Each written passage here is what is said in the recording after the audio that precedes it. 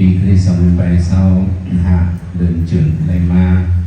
เศร้า3 วันเนาะตำนิเวศต่างยันขึ้นเดี๋ยวเลยแข่งเขาเลยใส่ผิวคำเดี๋ยวเขายืนสิงตั้งหัวตั้งเงินเลยมาขึ้นหัวมาเงินมาเลยฟังเอาพระเป็นเสาคนนั่งพระเป็นเสาต่อถึงที่หัวที่เงินกันดีกษาพระเป็นเสาฟังเอาสังกัดเสาของมา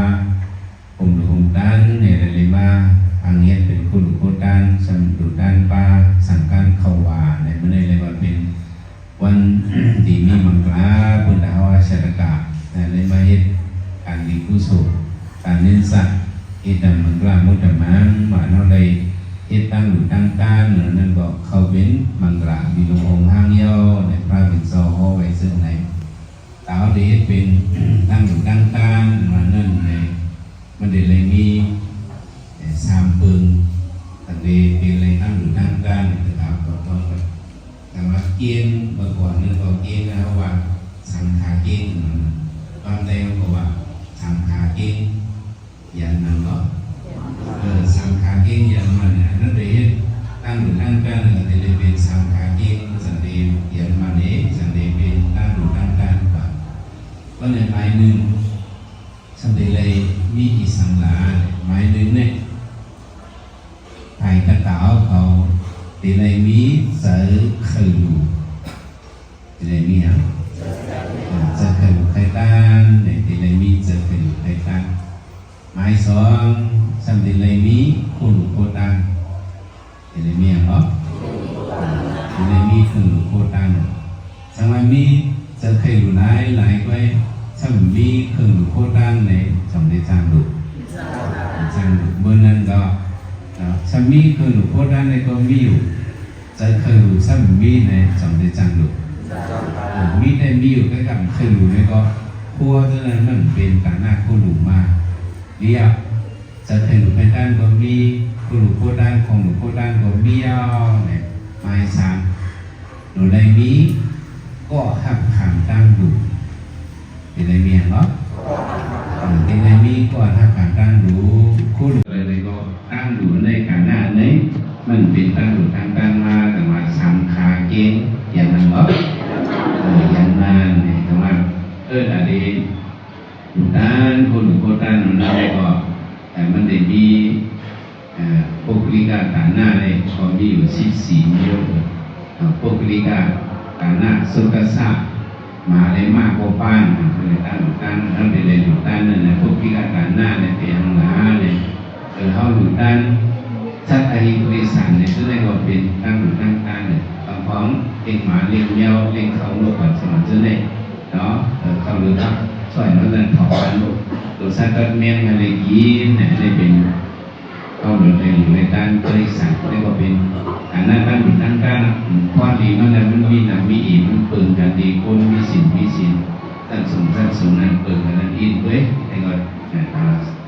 ตั้งดีแต่หน้าสุขศาสตร์มาในมากกว่าป้าในตั้งอยู่14 นิ้วพวกตัว14นั่นในอยู่ด้านตริศาสตร์ในก็เป็นตั้งอยู่ตั้งด้านอยู่ด้านกวนโยโย่อันนี้ก็เป็นตั้งอยู่ตั้งด้านกวนโยโย่คนออกมาสมัย3เนี่ยอยู่ด้าน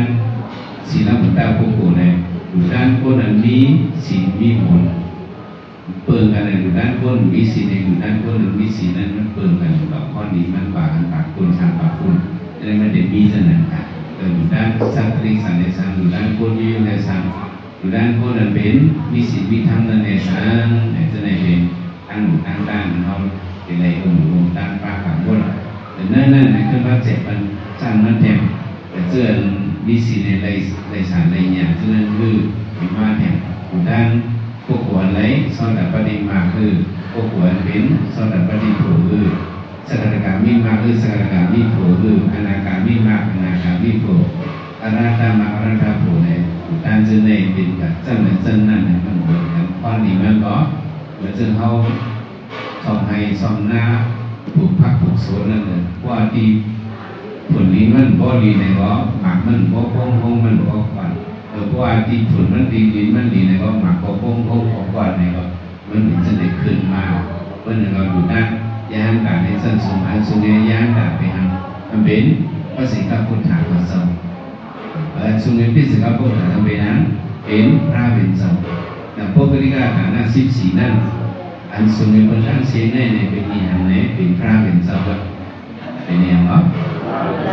พระเป็นเจ้าในเป็นพวกผู้อันครับคือตั้งอยู่ตั้งตั้งเนี่ยเขาเสียเป็นเอาแต่ละกลุ่มพระหัมในมันจะเป็นก้อนผู้สองผู้สร้างเถิดเซเปิลในพระเป็นเจ้าในเป็นที่คอยอินยาเซเปิลด้วยกันอันสัมยาเหอยู่ด้านพระเป็นเจ้านั้นในสัมมีอย่างแจ้งหนาในเดี๋ยวเลยเอาพระเป็นเจ้านั่นในเลยอยู่ด้านสังขารอันนี้มันเป็นสังขีกาตาหน้ากว่าอันนี้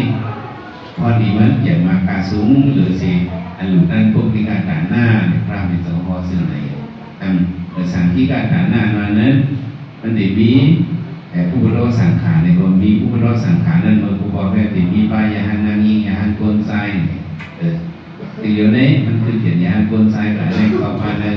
สังขารในเขาในหลุดด้านสังขารในก็เป็นตามหลุดด้านการสังขีกาตาหน้าก็ตาหน้าพระตาหน้าเมียตัวนี้เนาะย้อนสู่คนเป็นคนในกุศลกุเบอร์เนาะคือสิ่งนี้มันการทำเกี่ยสิ่งหลุดด้านตาหน้าในสัพเพหังในทีเลยมีสรณภูมิแต่มีอันในสรณภูมินั้นมันเป็นรองหยุ่มยำจิตใจเอาในเลยหยุ่มยำพุทธธรรมสรณกัสสามิธรรมสรณกัสสามิสังฆสรณกัสสามิหยุ่มพระสังขารในเป็นพวกนั้นมีสรณภูมิในเป็นพวกอันนี้บุญผู้สูงใหญ่ผู้สูงมันแห้งใหญ่ของผู้สูงเขาพวกริกาตาหน้าคือมาสังขีกาตาหน้าดูที่สังขีกาตาหน้าใจนั้นสัมเป็นตัวเจ้าเก่าเป็นในนับอย่างพระสังขารมาสรณะในเป็นที่อิงพึงเกยอย่างเขาอยู่อย่างพระสังขารในเป็นสริตะลองนับถือเขามันขึ้นสูงมา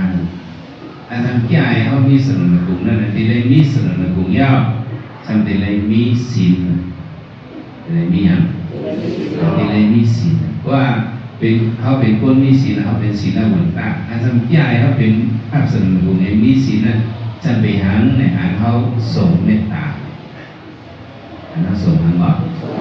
เวสเมตตาเนี่ยเมตตาเนี่ยเพราะว่าตาหน้าสีหน้าในมันตอนหลีมันในมันความในมือคนหรือมือถีเนี่ยอันส่งเมตตาเนี่ยทั้งเป็นเข้ากันในสมถะแต่อันนี้ก็ผู้สูงมันใหญ่หรือว่าในเป็นสมถะผู้สูงเนี่ยส่งมาถึงไหนเมืองสามคนส่งมาถึงไหนกันแล้วในจันมันขึ้นแบบนี้ส่งมาถึงในเมืองสามอันทำแก่แต่พอดีสมถะพอถึงเมืองสามนั้นไปทางหลาเนี่ยเป็นการผู้หันลองอนิสสทุกขะอนันตะมันเต็มกว่าให้เราเส้นเป็นลูกๆเป็นผู้สูงวิปัสสนาผู้สูงหันเนาะในผู้สูงจะส่วนใหญ่บนตั้งหมดในเป็นวิปัสสนาผู้สูงเนี่ยรูปนี้วิปัสสนาผู้สูงในเขาถึงในผู้สูงมันขึ้นยืนถึงเป็นมาผู้สูงผูกผู้สูงอะไรก็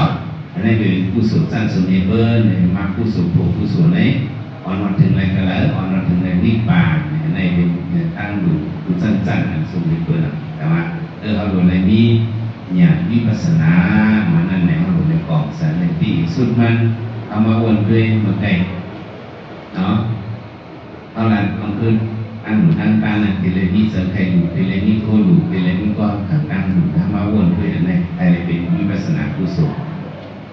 โคดูโคด้านกระเต๋าพอดูในก็เขาทีเลยกองจะว่าโคดูโคด้านแล้วเนี่ยมันกึมในทีเลยกองสารในตั้งอย่างแล้วมันกึมเพราะว่าด้วยข้าวสารในเลยก็มาสุดน้ำดีเนาะมาหมาให้ดีสุดทำไมเพราะว่าหัวเงาเนี่ยข้าวสารนั่นเนี่ยมันเปิ่งกว่าเข้าใจข้าวสารนั้นเรียกลายเย็นเป็นข้าวซุปกว่าบอกว่ามันเรียกลายได้บอกว่าดูเดียวมันเรียกลายกว่าอันนี้สร้างเป็นอันนี้สร้างกว่าถ้าเป็นเขานั้นคนมาเสนอหวานเอากล้ามาเจ้าจ๋าเขาจะสู้เนาะคนมาเสนอพวกเนื้อปลาอะไรเยี่ยมเลย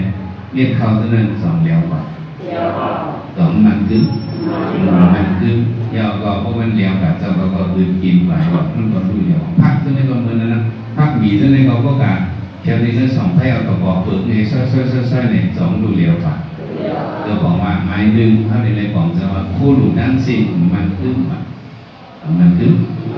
นะเป็นอะไรมีอธิษฐานสิ่งซึ่งไม้ซองก็หลุดก็ด้านมันก็มันคือ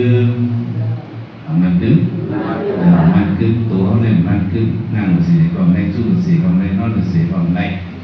bây giờ không bây giờ họ còn mang cứ cầm đến giờ không cầm đến giờ họ cầm đến giờ vuông vuông đến giờ họ còn mang cứ đúng họ còn mang cứ thế nên lên còn giờ bảo mang cứ căn lưng mà mình chỉ có hai coi hàng man thì điều đến tại em cái đi ăn đi sạch đi làm bảo đảm là tại em mà hàng man à tụi này có ảnh hưởng tan còn mang cứng từ gì nữa ta có hợp tăng đủ này còn mang cứng sẽ cho có này còn mang cứng thì tụi hành hạ ô tụi giải tăng xong nó này mang cứng tụi còn sau còn mang cứng rồi sắp bị sinh ra lý giảiสังฆราชนั่งสิ่งของมันนั่นเต็มนะเป็นในบอกจะเสนอเพราะของจะมอกกันได้ในบอกอินทหันสีวิหารสียกพระสัตว์พุทธพระสัตว์พุทธอย่าไปอย่างเขาอันอย่างเป็นด้วยหนึ่งเกี่ยวหนึ่งกำหนึ่งกับคนหาเขาวันนั้นเนี่ยมันมีการขันเดียด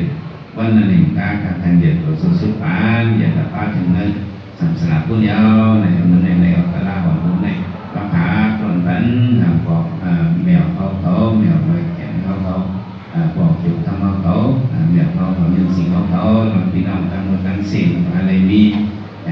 ผู้สูงตั้งสูงแต่ว่าถึงนิพพานในการเลยมาคุมท่านจะเลยตั้งสิ่งอะไรเขาเป็นนิพพานดัสสะปัสสยอพอตุสักตังโดยตามเนา